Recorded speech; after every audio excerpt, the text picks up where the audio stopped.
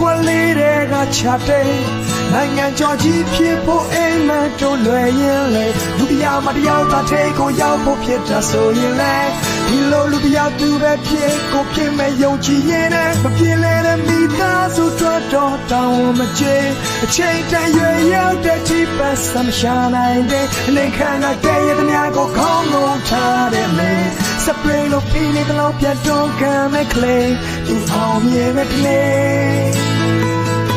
ဒီအောင်မြင်မဲ့ကလေးပြည့်တုံးကခံရတဲ့များကိုသူဖြစ်မှလက်စားချေဖို့မတွေ့ဒီအောင်မြင်တဲ့ကလေး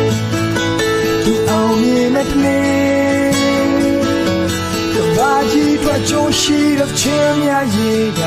လူသားများအားလုံးငြိမ်းချမ်းစေသူအောင်မြင်တဲ့ကလေး